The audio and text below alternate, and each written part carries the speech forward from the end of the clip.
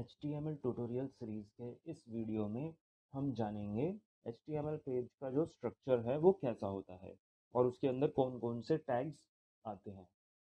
The HTML web page must contain HTML tag, head tag, title tag होगा, body tag होगा और भी कई सारे टैग्स होंगे, लेकिन ये सारे टैग्स तो मैंडेटरी हैं, यानी कि आएंगे ही आएंगे। इनके बिना हमारा वेब पेज रन नहीं होगा। सबसे पहला जो टैग है वो कौन सा है? HTML टैग है। HTML टैग क्या करता है?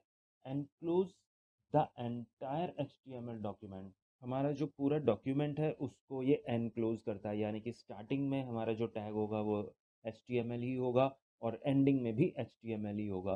कैसे होगा वो अभी हम देखेंगे। HTML tags divide the web page into two sections. HTML के अंदर जो टैग्स आएंगे वो दो मेन टैग आएंगे, यानी कि दो सेक्शंस में डिवाइड होगा। वो है हेड और बॉडी। हेड क्या करता है? Head is defined by head tag. Head head tag से ही डिफाइन होता है और ये रिप्रेजेंट करता है डॉक्यूमेंट का हेडर, यानी कि वेब पेज का हेडिंग। हेडिंग्स वगैरह पार्ट इसमें आएंगी। Which can keep other HTML tags, और इसके अंदर और भी टैग्स आएंगे। कौन कौन से आएंगे? टाइटल आएगा, लिंक टैग आएगा और भी कई सारे टैग्स आ सकते हैं। टाइटल क्या करता है? Title tag is use to mention the document's title. तो जब भी हम HTML की फाइल बनाएंगे उसका एक टाइटल होगा, वो हम टाइटल टैग के अंदर लिखेंगे। लिंक टैग लिंक करने के लिए यूज होता है। नॉर्मली हम CSS को लिंक करते हैं। CSS क्या है? स्टाइलिंग शीट है। तो CSS की फाइल अलग बना सकते हैं हम और उसको क्या कर देंगे? लिंक कर देंगे यूजिंग लिंक टैग। और ये भी कहाँ आएगा? हेड सेक्शन के अंदर ही आएगा। बॉडी टैग क्या करता है? Use to display the content of web page. Web page के अंदर जो भी कंटेंट है, जैसे कि ये एक वेब पेज है, इसके अंदर ये सारे कंटेंट्स हैं, ये सारे कंटेंट्स बॉडी के अंदर ही आएंगे। नॉर्मली जो हेड सेक्शन के अंदर कंटेंट लिखे हुए हैं वो यूज़र को विजिबल नहीं होंगे, लेकिन जो बॉडी टैग है वो तो पूरा विजिबल एरिया ही होता है। यूज़र को वो सारा दिखेगा ही दिखेगा। वो इन्फॉर्मेशन जो हमें यूज़र को प्रोवाइड करनी है वो हम बॉडी टैग में लिखेंगे। तो यहाँ पे एक डायग्राम बनाया हुआ है जिसमें दिखा रखा है कि पहला टैग हम HTML लिखेंगे ऐसे करके। ये ग्रेटर देन और लेस देन के जो साइंस हैं इन्हीं को टैग बोलते हैं। और लास्ट में HTML को हमने क्लोज किया है। और फिर ये दो पार्ट्स में डिवाइड हुए, हेड एंड बॉडी। यहाँ पे हेड है, टाइटल पूरा ग्रे है, यानी कि ये वेब पेज पर नहीं आएगा। वेब पेज के या तो ऊपर आएगा या डिस्प्ले नहीं होगा। बॉडी क्या करता है? यहाँ पे कुछ टेक्स्ट लिखा हुआ है और वो भी टेक्स्ट टैग के अंदर ही लिखा हुआ है। ये क्या है? ये टैग्स हम पढ़ेंगे आगे। तो ये एक बेसिक स्ट्रक्चर है HTML के पेज का। शुरू करते हैं बॉडी टैग से। HTML बॉडी टैग क्या करता है? HTML body tag represent the area. जैसे कि हमने पढ़ा ही था कि ये एरिया है वेबसाइट के पेज का। जो भी हम इंफॉर्मेशन डिस्प्ले करवाएंगे वो बॉडी में ही आएगी। और वो इंफॉर्मेशन किस फॉर्म में हो सकती है? टेक्स्ट फॉर्मेट में हो सकती है या ग्राफिक्स भी हो सकते हैं। ग्राफिक्स मतलब उसके अंदर इमेजेस भी आ सकती हैं। कैन बी डिस्प्ले, जो भी हमें डिस्प्ले करना है वो हम बॉडी के अंदर ही लिखेंगे। HTML body tag act as a container. ये एक कंटेनर है जो कि दूसरे टैग को क्या करेगा? कंटेन करेगा। इसके अंदर और भी टैग्स आ सकते हैं। HTML body tag contain attributes. जो हम टैग्स लिखते हैं उनके एट्रीब्यूट्स होते हैं। एट्रीब्यूट्स क्या करता है? Provide some additional information. और ज़्यादा इंफॉर्मेशन प्रोवाइड करने के लिए, उस टैग को ब्यूटीफाई करने के लिए या और कुछ इंफॉर्मेशन प्रोवाइड करनी है टैग्स के लिए, तो हम एट्रीब्यूट्स करते हैं। जैसे कि एट्रीब्यूट दिखा रखा है, ये सारे एट्रीब्यूट्स बॉडी के ही हैं। तो पहला एट्रीब्यूट लिखा है BG colour. BG stands for background, यानी कि ये बैकग्राउंड कलर चेंज करेगा क्योंकि हमने बॉडी में ही लगाया है। और बॉडी का मतलब पेज। तो जो भी हमें पेज का कलर करना है वो हम BG कलर के अंदर प्रोवाइड कर सकते हैं। कैसे? ऐसे लिख के BG colour equals to red, या हम हैश कोड भी लिख सकते हैं। BG colour equals to hash, और ये एक कोड है। टेक्स्ट एट्रीब्यूट से क्या होता है? टेक्स्ट का कलर चेंज होगा। बैकग्राउंड से बैकग्राउंड पिक्चर लगानी है, अगर हमें इमेज लगानी है तो वो लगा सकते हैं। Link, a link, V link hyperlink के लिए होते हैं, जो कि दूसरे पेज को कनेक्ट करते हैं। एक पेज दूसरे पेज से कनेक्ट होता है। तो ये कुछ एट्रीब्यूट्स हैं, लेकिन इन सब में लगा हुआ है स्टार। और स्टार का मतलब क्या है? डेप्रिकेट हो चुके हैं HTML5 में से। ये जो टैग्स थे, ये जो एट्रीब्यूट्स थे, ये सारे HTML4 के या उससे पहले के हैं।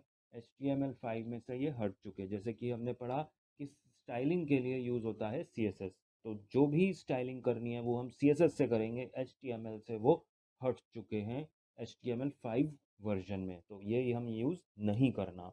लेकिन हाँ, एक बार करके देख लेते हैं कैसे यूज़ होता था पहले। यहाँ पे सिंटेक्स भी लिखा हुआ है, बॉडी के अंदर ही हम अगर हम BG कलर लिख देंगे, कलर का नाम लिखेंगे, तो वो बैकग्राउंड यानी कि पूरे पेज का कलर चेंज कर देगा। इसी तरह से टेक्स्ट का, इमेज का, ये सारी चीज़ें हम लगा सकते हैं। तो एक बार इसकी कोडिंग देखते हैं कैसे स्टार्ट करना है। तो मैंने यहाँ पे नोटपैड सॉफ्टवेयर ओपन कर लिया है और इसके अंदर हम यहाँ पे कोडिंग लिखेंगे। क्या क्या लिखेंगे? HTML स्टार्ट और HTML को क्लोज करेंगे। इसी के अंदर पूरे पेज को डिफाइन करेंगे। जैसे कि हमने पढ़ा था कि ये 2 पार्ट्स में डिवाइड करेगा हमारे पेज को, हेड एंड बॉडी। हेड के अंदर आएगा टाइटल। ज़रूरी नहीं है कि एक ही लाइन में उसको स्टार्ट और क्लोज करना है, 2 अलग-अलग लाइन में भी कर सकते हैं, एक लाइन में भी कर सकते हैं। अगर हमारा बहुत बड़ा टेक्स्ट नहीं है तो हम एक ही लाइन में उसको स्टार्ट करके क्लोज कर देंगे।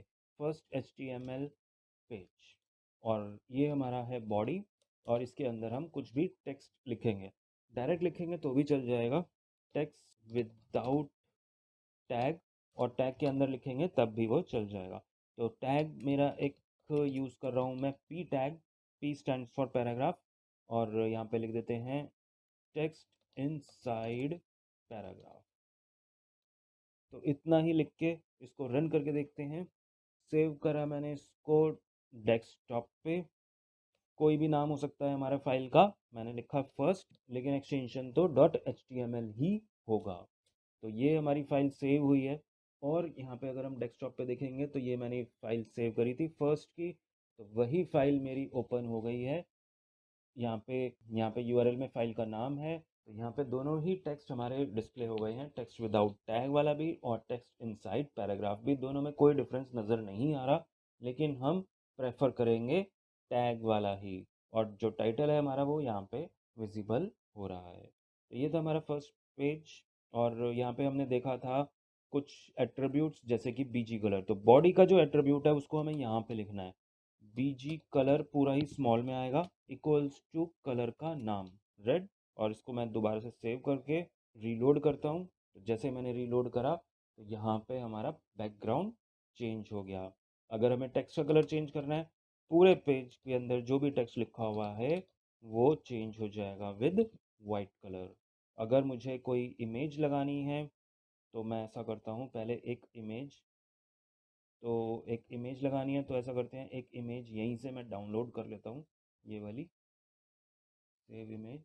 और इसको भी मुझे वहीं पे सेव करना है, इसका नाम है 5.jpg। वहीं पे सेव करना है जहाँ पे मेरी फाइल है, डेस्कटॉप पे ही फाइल है HTML की, और वहीं पे मैंने इसको सेव कर दिया, वहीं पे मैंने इसको सेव किया। तो जैसे ही मैंने यहाँ पे अगर इमेज लगानी है तो मुझे लिखना होगा यहाँ पे एट्रीब्यूट बैकग्राउंड।